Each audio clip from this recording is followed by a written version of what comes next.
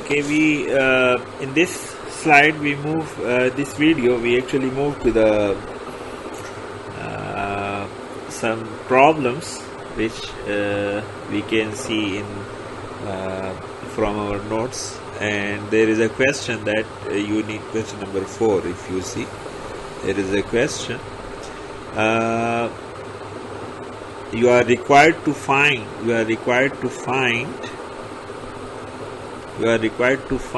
the Euclidean distance.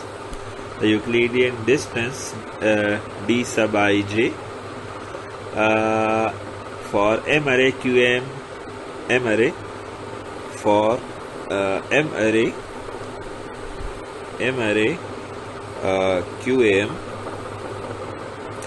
modulation scheme where M is 4.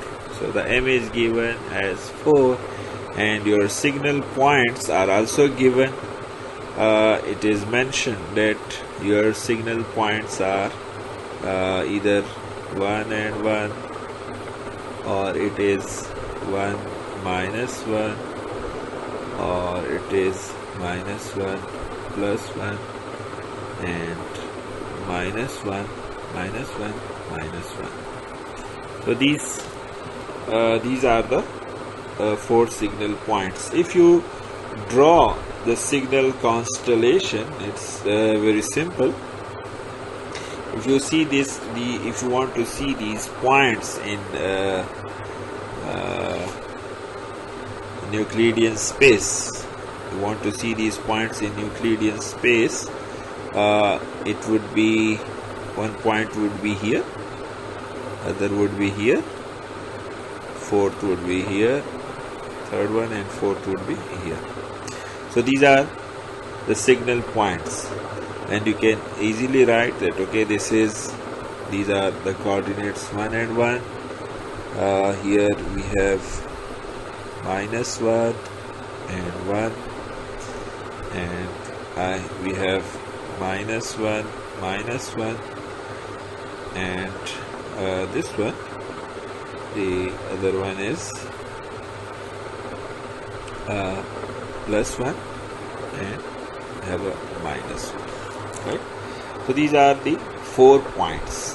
You are required to find the Euclidean distance dij for these points. So we are when we are trying to find out the Euclidean distance, usually we go for the adjacent symbols, right? So let's find this distance. So we have the symbol Si, this one, and Sj, it is this one. So if you see your symbol in the vector form, Si is 1 and 1, right? So this is your symbol in vector form, and you can say that if you want to write it, this is your Si1 and this is your Si2. It has two. Similarly, you have Sj, which is minus 1 and 1 in the vector form. So your Sj1 and Sj2 are given. So this is given, and we want to find out the distance, Euclidean distance now. So if you observe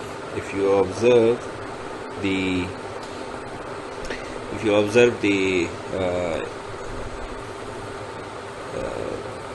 mathematical expression for Euclidean distance, that is Si minus Sj mod square, right? And what is this equal to? This is actually equal to S sub I1 minus S sub J1 whole square plus S sub I2 minus S j2 sub j2 whole square. So this is we have to use this mathematical expression. So let's try to find out. We have these values. So s sub I1 is 1 minus s sub j1, which is minus 1. And then we will take the square. Then this is s sub I2. You see, s sub I2. So we have s sub I2 here, which is 1 minus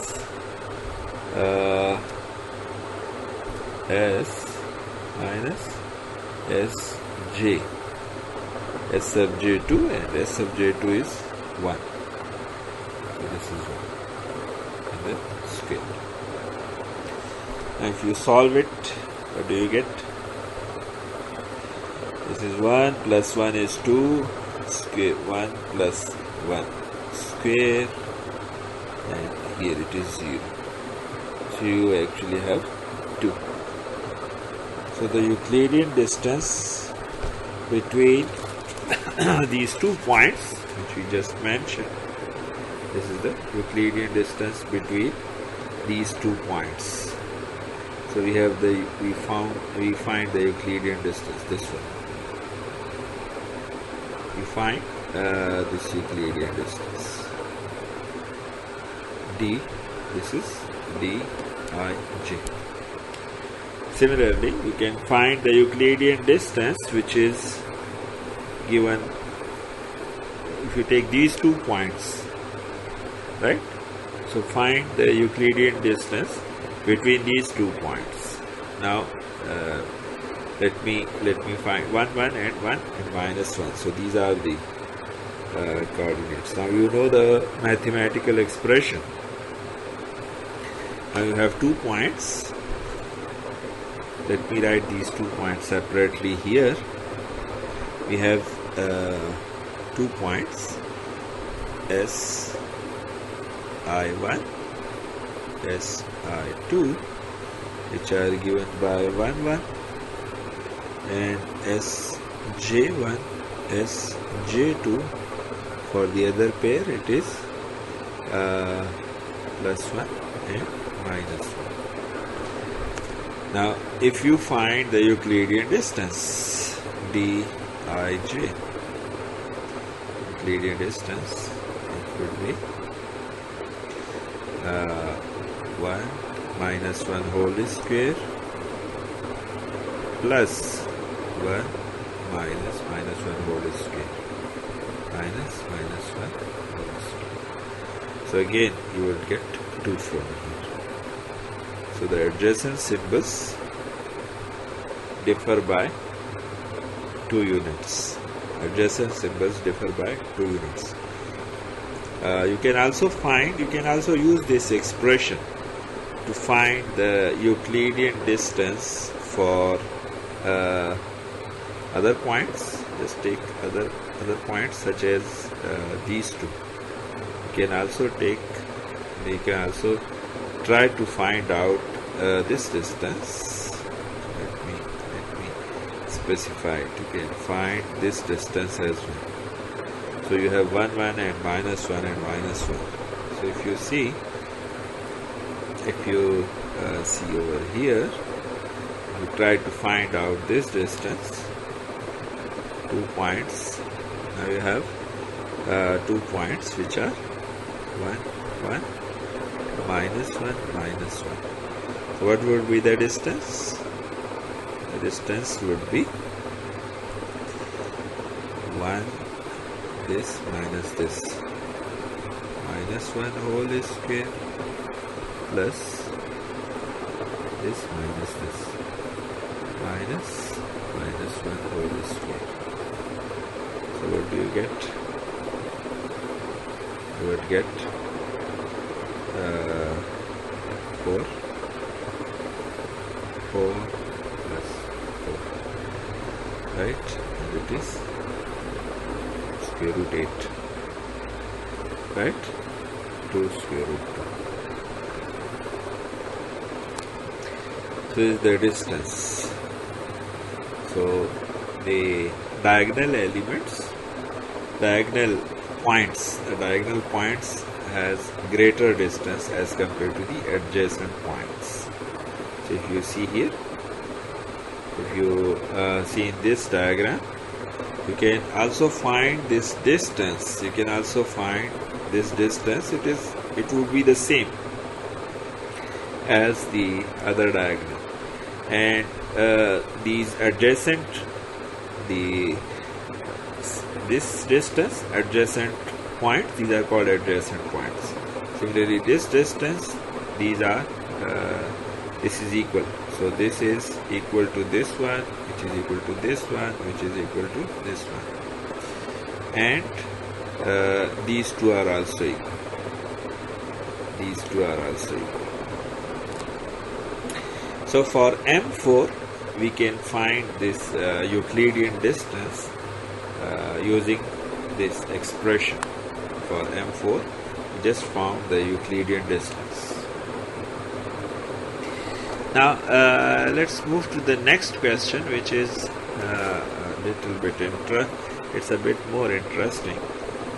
Well, this was some basic question. The next question from the exercise, it is actually it says that we have to find. If you see question number 2, it says find the energy of QPSK, find the average energy.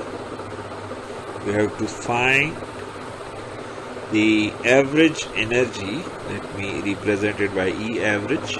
Find the average energy of SI of T for QPSK modulation. For QPSK modulation. Let's try to solve this one. Now, in QPSK modulation, we said that we can, if you recall, your QPSK modulation, let me write the expression for a QPSK modulation or QPSK waveform. If you write your expression for a QPSK waveform, it looks like this. Si of t is a cos of 2 pi fct plus theta I. So if you see each symbol Si is distinguished by this phase only. So only the phase is different, right, for each symbol. We are interested in finding out the energy of this symbol, right? Energy of this symbol. So let's try to find out the energy of this symbol, energy, which I denote by E average, and we know that the energy of the symbol is the integral of the square of the symbol over a period, because we are always interested in this period. So let's try to integrate this expression. Let's try to integrate it in this. We find the energy of our signal. So the energy would be from 0 to capital T A square cos square 2 pi fct plus theta I. We have to integrate this one. Now let's write it. Let's write this one. Let's use the trigonometric identity cos of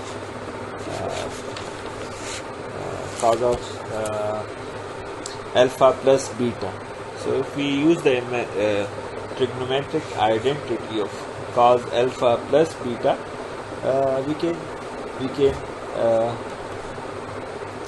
write our signal, or let's do it this way. Instead of writing it, we can do that way as well. There are many ways to solve this equation. So let's try to solve this equation with the help of this. First of all, we would use this cos square theta for trigonometric identity, which is 1 plus cos. What is cos square theta? Cos square theta is, let me write it. It is actually 1 plus cos 2 theta divided by 2. Right? So you are familiar with this identity. So let me write it. So we can rewrite this one as a square, and here we would write 1 plus cos 2 theta. So 2 theta is 4 pi f ct plus 2 theta I whole divided by 2 dt. Now we just change this to this one. Cos square, we are using that formula, trigonometric identity, that cos square theta is 1 plus cos 2 theta over 2. So we use this mathematical identity. Cos square theta is equal to 1 plus cos 2 theta over 2. This is what we used in the previous term. Now we can rewrite this as two integrals. We can say one integral is 0 to a square over 2 and dt, right? And the other integral is 0 to t, and again you have a square over 2 cos of 4 pi f c t plus 2 theta I dt. So we have these two integrals. Let's solve these integrals. From here, for the first integral, you will get a square over 2, and if you integrate it, you will have t minus 0, right? From the second integral, so you have a square over 2, and then let me write it as an exponential. That would just, I'm writing this one as an exponential, and I can write it, I can use this this identity, that cos of theta can be written as e raised to the power j theta plus e raised to the power minus j theta over 2. So I'm writing it in that form. So I can write it as e raised to the power j 4 pi f c t plus 2 theta I and plus e raised to the power minus j 4 pi f c t plus 2 theta I, right? Whole divided by 2. So we are using this identity. Okay.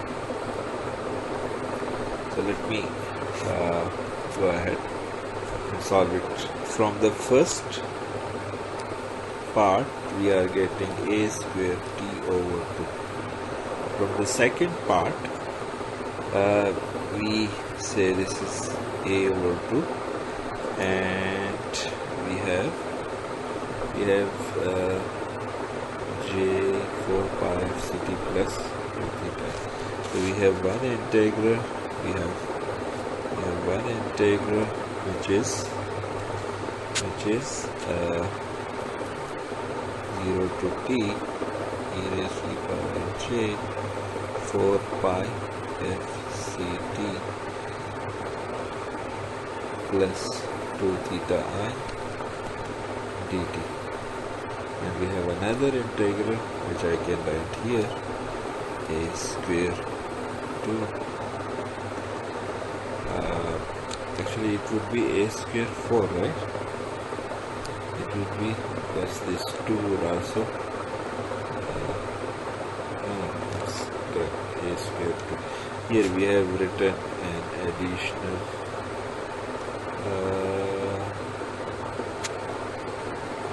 where this a square 2. No, it's okay. It's okay.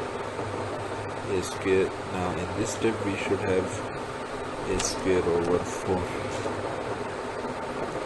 In this step we should have this 4. Instead of 2 we should have 4. Similarly here we should have 4, a square over 4. And a square over 4, 0 to capital T e raised to the minus j 4 pi fct plus 2 theta I dt. So we have to this one. Similarly, the above equations we should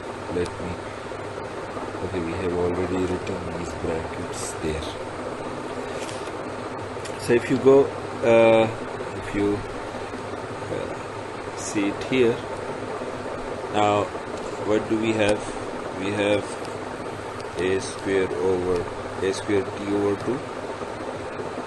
Then we have an integral. Now if you see this, we can write our integral a square over 4. I am writing this one.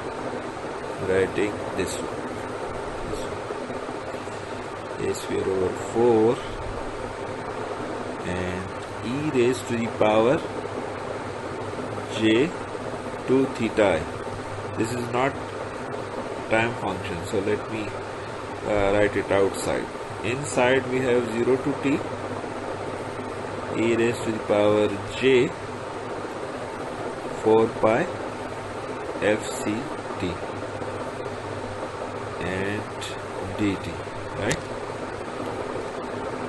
Now if I write the other one, the lower one, which is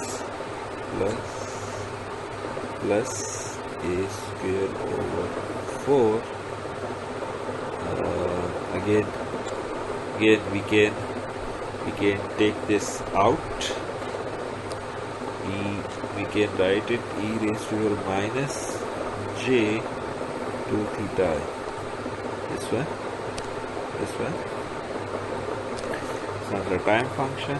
Then inside we have a time function which is e raised to the minus j 4 pi fct dt, right?